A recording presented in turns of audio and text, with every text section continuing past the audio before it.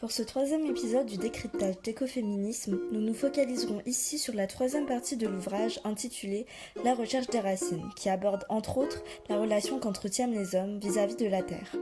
Ainsi, dans une première partie, Vandana Shiva insiste sur l'idée d'une désacralisation du sol et d'un changement de rapport vis-à-vis de la Terre depuis que le colonialisme est en marche.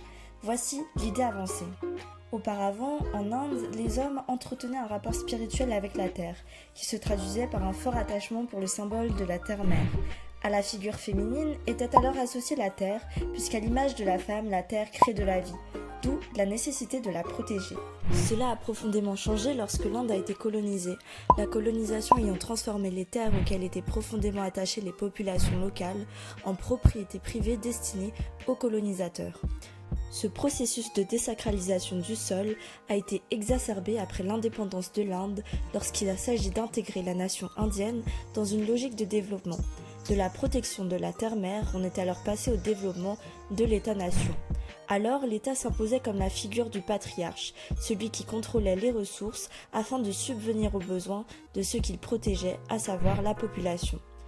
Puis, un changement s'est de nouveau opéré lorsque se sont multipliées, à partir des années 90, firmes transnationales et supranations, menant alors la figure masculinisée de l'État-nation à servir les multinationales et le marché. C'est en ce sens que Vandana Shiva parle de masculinisation de la terre-mère, une masculinisation qui aurait mené à un rejet de toute figure et lutte féminine selon Vandana Shiva, mais aussi à une destruction des liens organiques entre sociétés, la terre étant utilisée afin de servir les intérêts égoïstes de chaque État, les poussant au conflit, au délitement, à la violence et à une logique de dualité. C'est ce que l'auteur révèle en évoquant les importantes violences connues par le Sri Lanka. Ainsi, comme elle le souligne, d'une terre de non-violence guidée par le symbole spirituel de la terre-mère, l'Inde est passée à un lieu de conflit s'expliquant par la masculinisation de la terre. D'où la nécessité, selon Vandana Shiva, de renouer avec la terre-mère et de la reféminiser. D'autant plus que, comme le met en exergue Maria Mies, les femmes semblent ne plus avoir de terre, les hommes s'étant appropriés ces terres, notamment par la violence. Transformés en machines de guerre et poussés à suivre le modèle de Rambo, comme elle l'évoque à travers cette citation, il a s'agi pour les hommes de partir à la quête de leurs racines et d'une identité nationale afin de protéger leur patrie.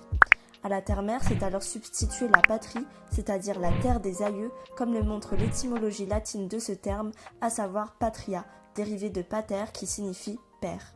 De la protection de la figure féminine, on est alors passé à la protection de la figure paternelle à travers la violence. La problématique réside dans le fait que les conflits générés par ce système aient fait des femmes les principales victimes, puisque la volonté de contrôler les territoires s'est traduite par une volonté de contrôler les femmes, laissant en incapacité de trouver un lieu de paix dans la nature. Le lien entre femmes et nature a d'autant plus été affaibli par les effets des guerres menées par les hommes, guerres ayant particulièrement détruit l'environnement, comme elle le met en avant à travers cette citation. Selon Maria Mies, après avoir détruit femmes et nature, l'homme blanc dans les sociétés modernes a toujours cherché à rétablir des liens avec ces dernières.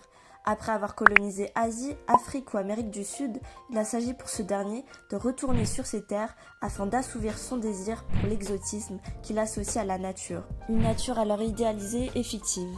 De même, après avoir violenté les femmes pendant des siècles, il a s'agi d'assouvir son désir violent pour cette dernière, et plus particulièrement pour celles qu'il considère comme exotiques, comme le révèle le tourisme sexuel.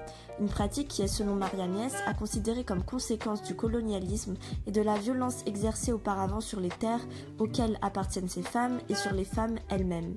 Face à des siècles de brutalité, est donc née une nouvelle forme de violence où la nature comme la femme sont romantisées et conceptualisées afin de nourrir l'imaginaire des hommes qui, plutôt que de vivre la réalité, consomment violemment la nature et la femme selon la représentation qu'ils leur ont assignée.